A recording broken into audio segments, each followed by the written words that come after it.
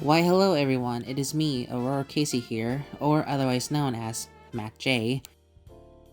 And after being gone for about 4 months, I have made some reservations and I am looking brand new.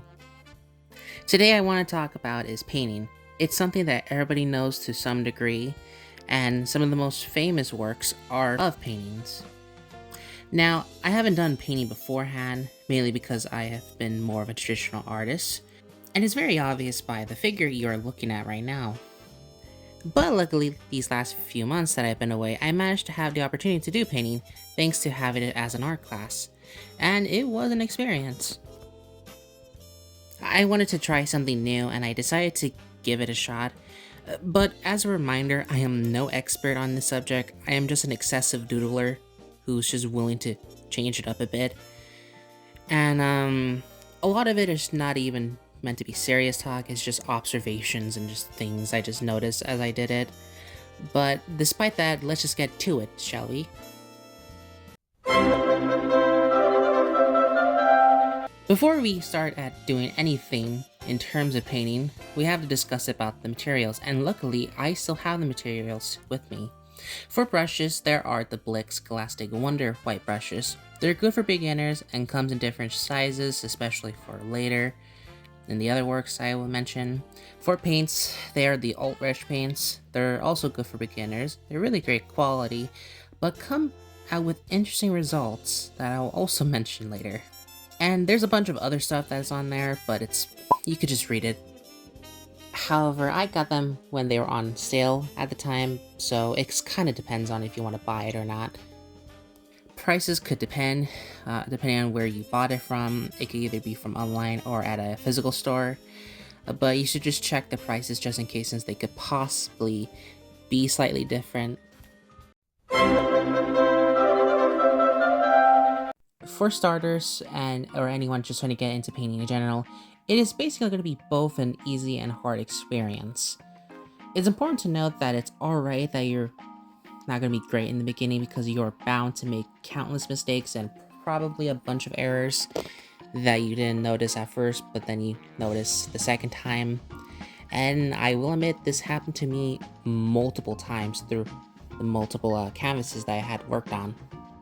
Take for instance with the teapot and the still life paintings, as they are the earliest ones I had done, and they pretty much show of that experience in the beginning. They both work in value scale, as both are in black and white.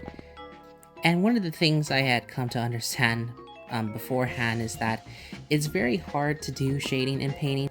You have to consistently change the colors to match it to the best of your ability. And there's going to be some cases where it doesn't come out well, where you accidentally, you paint the wrong spot and you essentially have to refix it later. And the first two showed very obviously, especially with the first one. I had to use a lot of white paint and gray just to fix some spots that I had made mistakes on, and it shows pretty much as itself.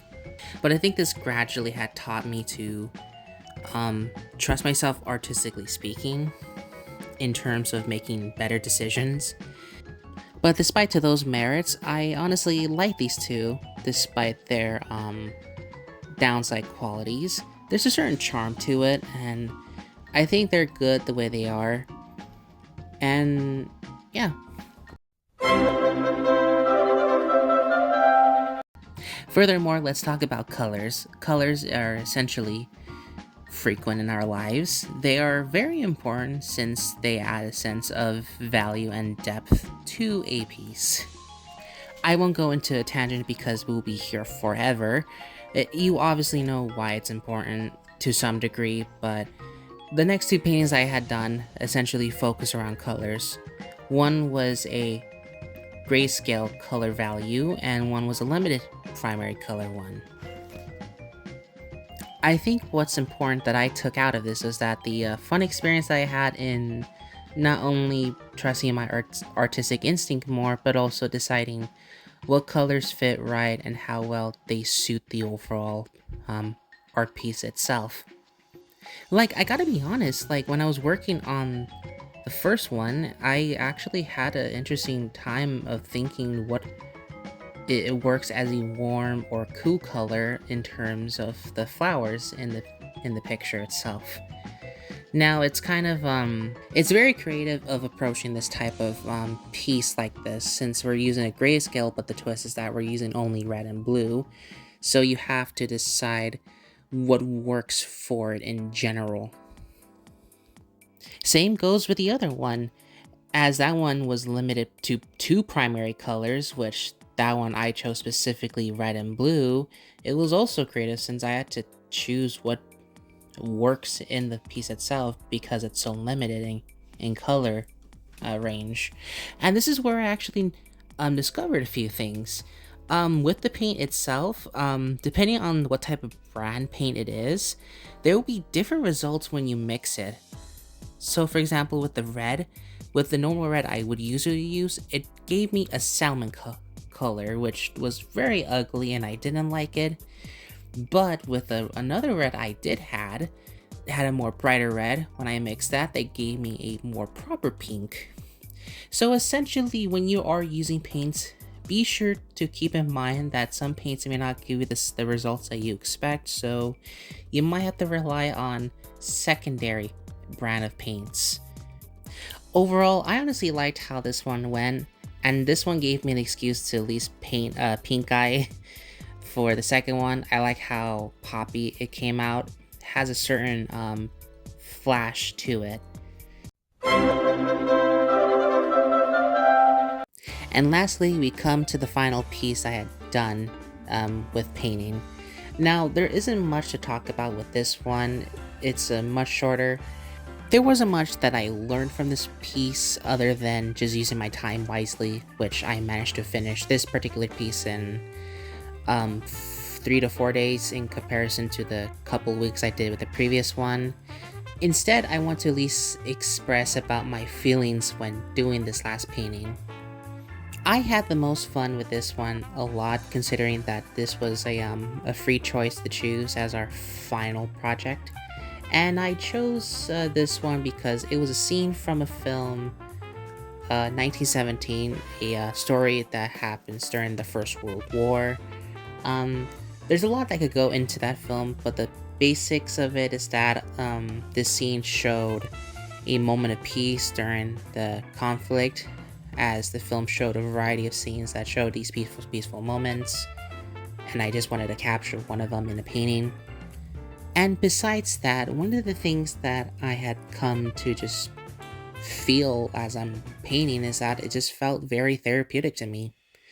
Like, I wasn't really doing it as a form of just trying to see if I could do it the best as I could, but rather I just genuinely enjoyed just doing it. It was just very comforting and very peaceful just to paint something, especially as a landscape. I believe it's like very beautiful what I did, and I just genuinely enjoyed the process. What this painting did to me was that essentially it brought me back to understanding why I do art. It's not because it's for like professional reasons. Like, obviously, sure, you could do that, anyone could, but I think what it taught me again is that just do art because you love it. Do it because you just genuinely like the craft and you have the passion for it, and I think this piece really represents that. And I think that I should remind myself why I do it, because I genuinely like doing art, not because it's for a means to gain, but rather it's because it's like something I could put time into creating something like nice and beautiful. Overall, I think that that last piece was very personal to me, and it was very special, and honestly love how it came out. It was really great. In conclusion, I had a really good time and great experience doing painting, and I hope that this is something I could do as like a hobby at the side instead of doing it as like a profession, since I really enjoy just doing painting for the fun of it, and I hope I can continue with it. Anyway, that is all that I have for this video. This is going to be the last video I have made for the channel for 2024. I'm going to upload maybe another video in mind, but I'm hoping I could do more in the future. Likewise, I hope you guys all have a good day. Happy late Christmas, and have a fucking awesome new year, and see you all in 2025. Likewise, have a good day, see you later, and bye.